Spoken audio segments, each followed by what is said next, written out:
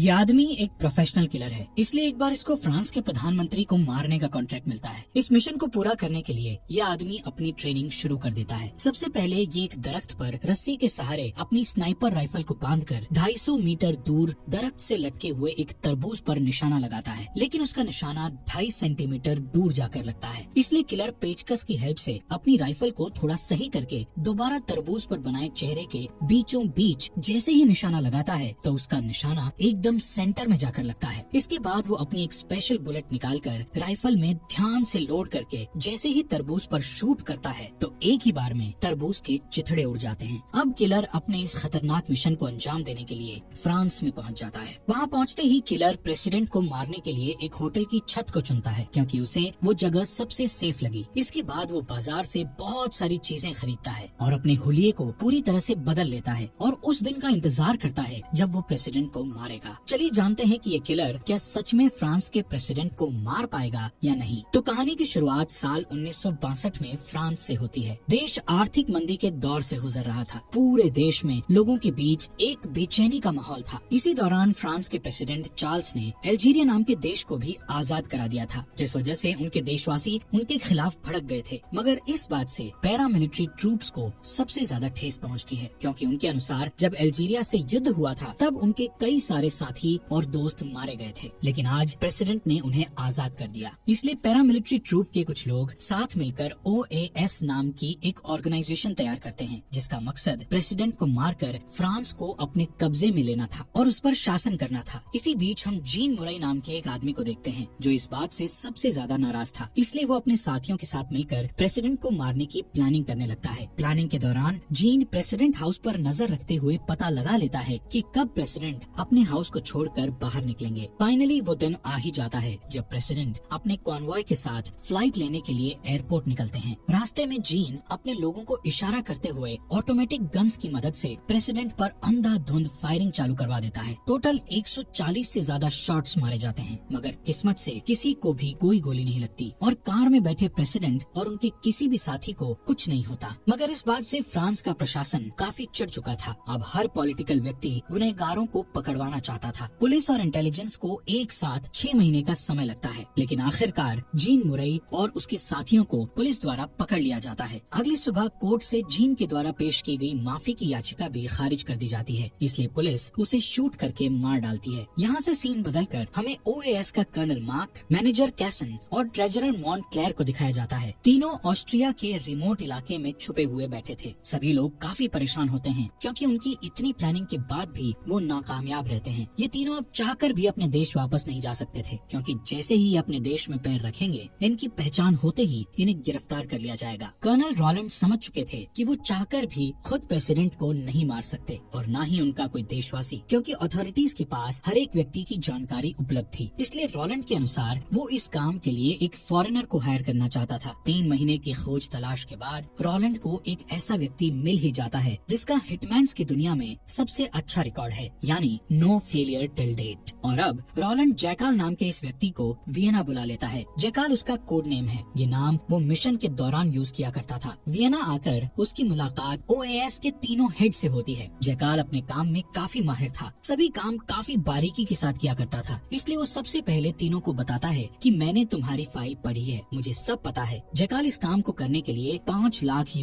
की मांग रखता है, क्योंकि जो भी व्यक्ति इस काम को करेगा वो कभी कोई दूसरा काम नहीं कर पाएगा। OAS के तीनों लोग $5 लाख के लिए मान जाते हैं। साथ ही जैकाल रॉलैंड से इस बात को सीक्रेट रखने के लिए कहते हुए वहाँ से निकल जाता है। जैकाल अपने काम की तैयारी के लिए अपने दुश्मन के बारे में जानने के लिए हर एक छोटी छोटी डिटेल के बारे में पढ़ना शुरू कर देता है। जल्दी ही वो 2 नकली पासपोर्ट बनवाकर पेरिस के लिए रवाना हो जाता है। पेरिस पहुँचते ही जैकाल सबसे पहले प्रेसिडेंट चार्ल्स के बारे में पता करता है। सारी बातें जानने के बाद वो जाकर ऐसी जगह खोजने लगता है जहाँ से प्रेसिडेंट को मारा जा सकता है। किस्मत से उसको ऐसी जगह मिल जाती है, क्योंकि यहाँ कुछ ही समय में प्रेसिडेंट अपना भाषण देने वाले थे। जगह फाइनल करके जैकाल बेल्जियम के 2 ऐसे लोगों को कॉल करता है जो अपने काम में बेहद माहिर हैं। पहले तो वो जाकर एक हथियार बनाने वाले से मिलता है और उसे अपनी कुछ स्पेसिफिक रिक्वायरमेंट्स बताकर 2 हफ्ते में गन को डिलीवर करने को कहता है। दूसरा बंदा उसके लिए सभी तरह के फ्रेंच पेपर वर्क के काम को देखेगा। इस तरीके से जैकाल अपनी तैयारियों में जोरों शोरों से लगा हुआ था। जल्द ही हम डेनी नाम की लड़की को देखते हैं, जिसे यहाँ OAS के लोगों ने मिनिस्टर सेंट क्लेयर क्लेयर को प्यार के जाल में फंसाने के लिए भेजा हुआ था। उसका काम सारी जरूरी जानकारी निकलवाकर OAS के लोगों तक पहुंचाने का था, ताकि उनको गवर्नमेंट की हर एक हरकत के बारे में पता चलता रहे। देखते ही देखते 2 हफ्तों का समय गुजर जाता है और जैकाल को उसके मुताबिक बनी गन मिल जाती है। ये गन पीसेस के फॉर्म में थी, यानी किसी एक पीस को देखकर कोई नहीं बता सकता था कि ये एक गन है। गन को असेंबल करके जैकाल उसकी टेस्ट फायरिंग करता है और उसके रिजल्ट से वो काफी ज्यादा खुश होता है, क्योंकि ये गन उसकी उम्मीद से कहीं ज्यादा बेहतर थी। वहीं पेरिस शहर में दिन दहाड़े चोरियां होने लगी थी। दरअसल ये काम पैरामिलिट्री के लोग जैकाल के द्वारा मांगे गए 5 लाख USD की मांग को पूरा करने के लिए करवा रहे थे, क्योंकि इतना पैसा उनमें से किसी के पास नहीं था। इसलिए OAS के लोग बैंक को लूटने का प्लान बनाकर बड़े बाजार में बैंक की पैसों से भरी वैन को लूट लेते हैं, मगर उनके भागने से पहले पुलिस वहां आ जाती है और दोनों तरफ से ताबड़तोड़ गोलियां चलाने लगती है। लेकिन कैसे भी करके OAS के बाकी लोग भागने में सफल रहते हैं, लेकिन उनका एक बंदा पुलिस द्वारा पकड़ लिया जाता है। ये बात अब फ्रेंच अथॉरिटीज तक भी पहुंच चुकी थी और देश में हो रही चोरियों से सभी काफी ज्यादा नाराज थे। फ्रांस की इंटेलिजेंस टीम चोरी के समय पकड़े गए व्यक्ति को टॉर्चर करके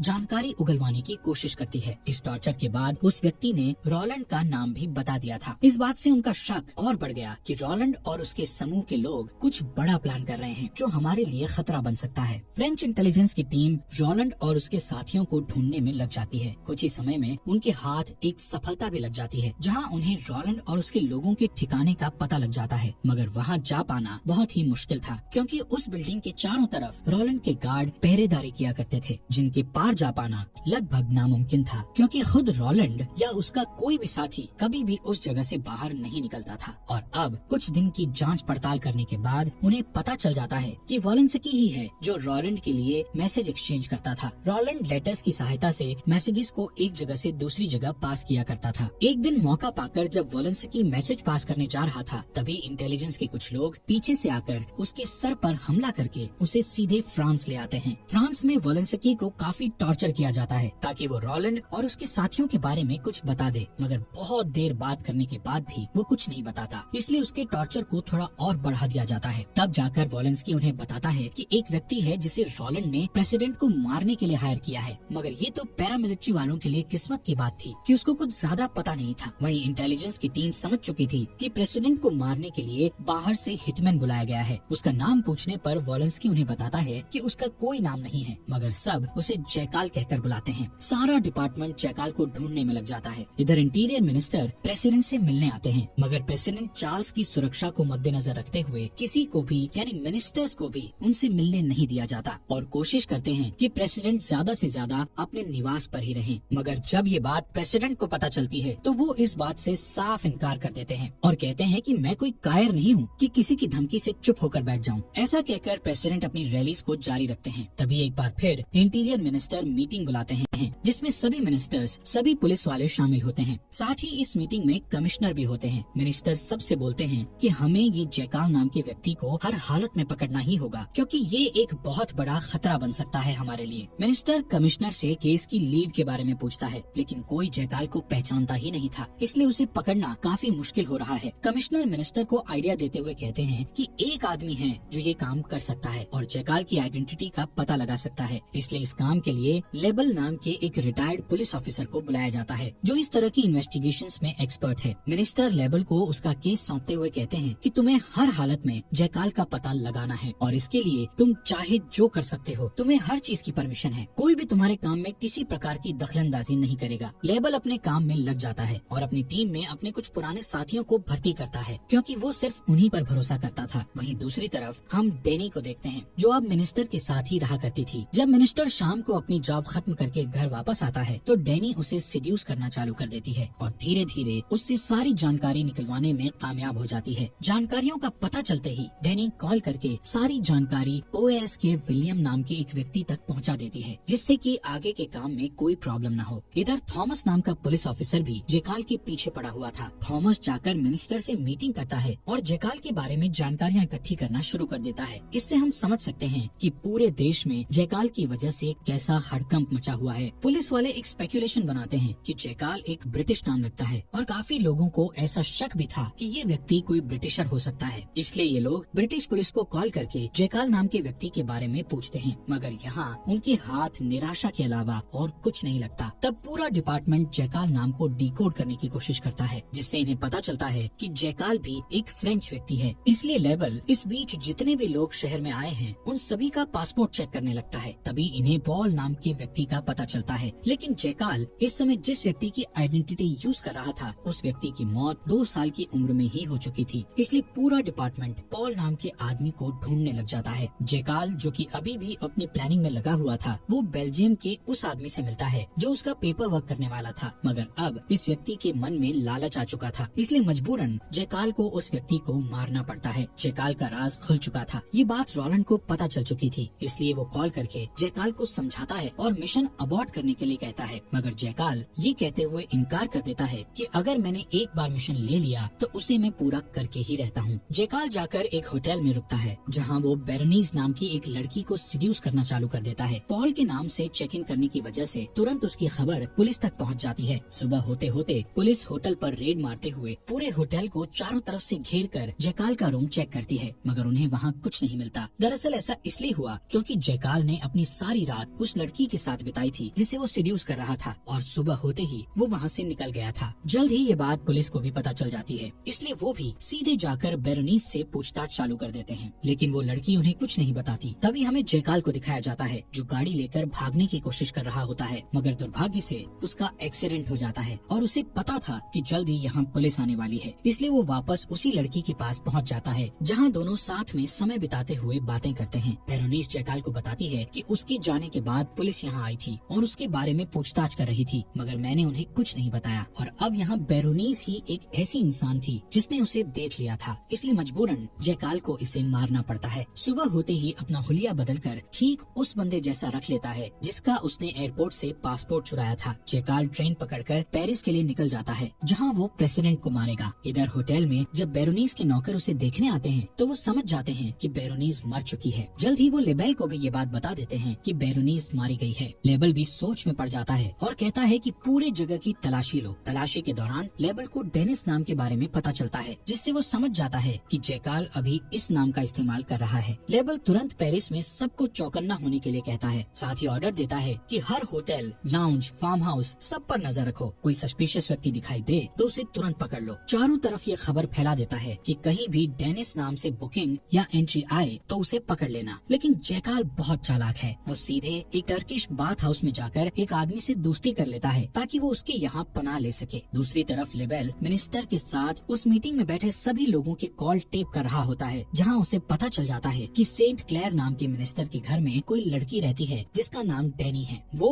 OAS वालों तक सारी जानकारी पहुँचा रही है, जिस वजह से वो पहले ही जैकाल को आगाह कर देती है। यही वजह है कि हम जैकाल को नहीं पकड़ पा रहे हैं। और जब ये सारी बात सेंट क्लेयर को पता चलती है तो वो बहुत सारी गोलियां खाकर अपनी जान दे देता है। लेबल अपने सभी लोगों को बताता है कि प्रेसिडेंट ने वर्ल्ड वॉर 2 में लड़ाई की है, इसलिए वो लिबरेशन डे पर भाषण देने जरूर आएंगे। वही एक सबसे अच्छा मौका है जैकाल के पास प्रेसिडेंट को मारने का। इसलिए लेबल पुलिस से बात करके सभी जगह की सिक्योरिटी को बढ़ा देता है, जिससे कोई प्रेसिडेंट के आसपास भी न आ सके। दूसरी तरफ जैकाल उस आदमी को भी मार डालता है जिसके यहाँ वो अभी रुका हुआ था, ताकि वो कोई सबूत पीछे न छोड़े। फाइनली लिबरेशन डे आ ही जाता है। लेबल को जैकाल का कोई नामो निशान नहीं मिलता, इसलिए वो सबको ऑर्डर देता है कि यहाँ आने वाले हर व्यक्ति की आईडी को चेक करो, कोई भी बिना आईडी चेक करवाए अंदर न आए। तभी हम जैकाल को एक हैंडीकैप्ड वेटरन के हुलिये में देखते हैं जो एक नए नाम से गार्ड के पास आता है। वो गार्ड को बताता है कि मैं यहीं का रहने वाला हूँ। ये कहकर वो सीधे अंदर चला जाता है। इधर लेबल चारों तरफ नजर रखे हुए था, मगर उसे कुछ भी गड़बड़ नहीं दिखती, मगर उसे पता था कि आज कुछ न कुछ गड़बड़ होने वाली है, इसलिए वो एक एक करके सभी गार्ड से बात करता है। तभी उनमें से एक गार्ड उसे बताता है कि अभी अभी एक लंगड़ा बुजुर्ग आदमी उस बिल्डिंग में गया है जिसकी खिड़की खुली हुई है। ये सुनकर तो लेबल एकदम चौंक जाता है। वो समझ चुका था कि यही जैकाल है और वो जल्दी ही प्रेसिडेंट पर गोली चलाएगा। लेबल जल्दी से उस पुलिस वाले के साथ रूम की तरफ भागता है जहाँ जैकाल प्रेसिडेंट पर निशाना लगाने के लिए तैयार बैठा था। वो फायर करता है, मगर उसी समय प्रेसिडेंट फ्रीडम फाइटर को अवार्ड देने के लिए नीचे झुक जाते हैं, जिस वजह से पहला निशाना चूक जाता है और गोली उनके सर के ऊपर से चली जाती है। जैकाल दूसरे शॉट के लिए अपनी गन को रीलोड करके तैयार होता ही है कि तभी लेबल और एक पुलिस वाला वहाँ आ जाते हैं। वहीं जैकाल पुलिस वालों को शूट करके मार देता है। मौका पाकर लेबल पुलिसमैन की ऑटोमेटिक गन लेकर जैकाल को मार गिराता है। लंदन पुलिस जल्दी ही केस बंद कर देती है क्योंकि जैकाल एक इंग्लिशमैन नहीं बल्कि फ्रेंच था। जैकाल को पेरिस में एक अनजान जगह पर अनजान कब्र में हमेशा हमेशा के लिए दफना दिया जाता है। तो दोस्तों इसी के साथ आज की मूवी समाप्त होती है। तो कैसी लगी आपको ये कहानी हमें कमेंट्स में जरूर बताइएगा। बाकी आपकी सजेशंस हमें कमेंट में जरूर